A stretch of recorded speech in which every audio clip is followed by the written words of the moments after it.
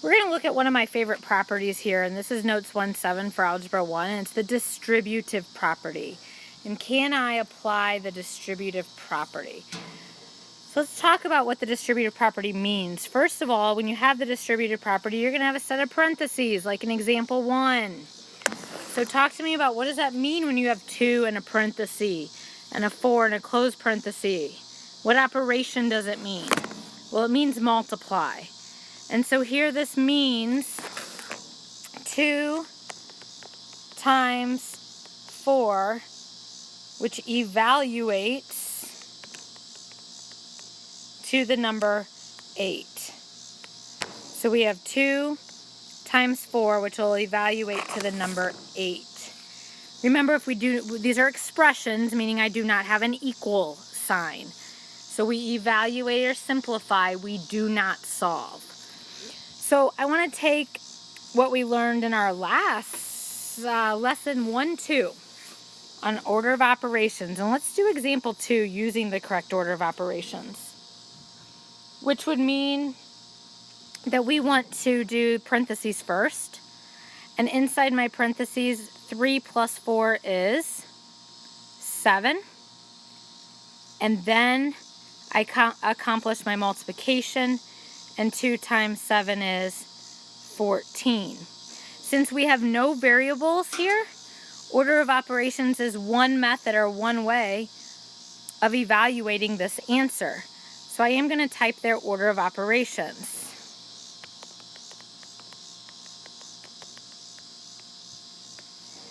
But order of operations is not the only way to evaluate this answer. We could also use what we call the distributive property.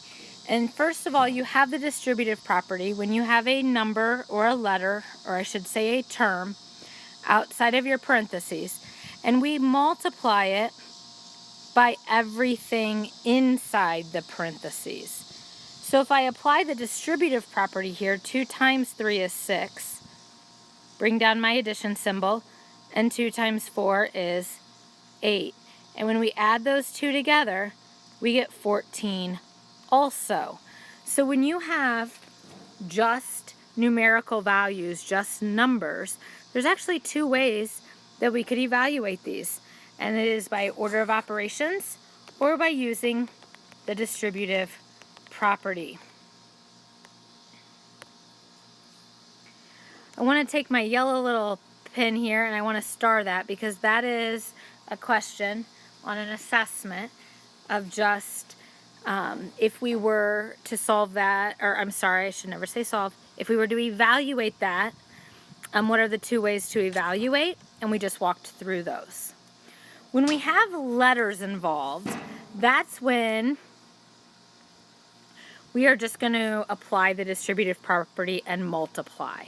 So for example 3, we're going to take the 3 times the x, and we're going to take the 3 times the 8. And what we notice is there's no number in front of the x. And so whenever you just have a letter by itself, it means you have one of them. So I like to put the number 1 in there. So what is 3 times 1? Well, it's just 3, and you attach the x with it. Bring down my addition symbol. And what is 3 times 8? And that is 24. And you have applied the distributive property. We cannot combine these because they are not what we call like terms, which is actually in the next lesson. So for today only, we're just distributing. On example 4, what you probably notice is the parentheses in the term isn't behind the first grouping. And so we can actually rewrite this. And we like to rewrite these because I just think they're easier. If I can find my, there we go. So we want to rewrite this problem. And we learned in our properties that the commutative property doesn't matter which way we multiply. So if I were to rewrite this, I'm going to put my -7 first. And then I have my 5b minus 4.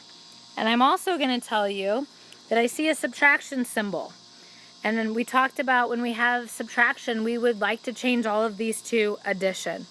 And the reason is it's going to make it much easier. So I keep the 5b. I can change the subtract to a positive, and the opposite of a positive 4 is a negative 4. So I just changed my symbols, changed it to addition. So we rewrote it by moving the -7 to the front because the commutative property of multiplication. And we also changed our subtraction inside the parentheses to add the opposite. And now we're ready to distribute and to get our answer here. So the -7 times the 5 will be a -35, and we can attach the b with it. Just multiplying the two numbers. Then we have my -7 times a -4, and a negative times a negative we know is going to be a positive 28.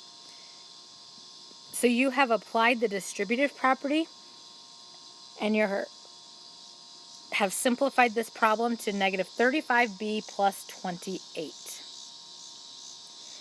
And let's look at our last example, in which it's okay to even have fractions. We're still going to distribute or multiply the number or letter that is out front to everything that is inside the parentheses. So what is 1/2 of 8? Well, 1/2 of 8 is the number 4.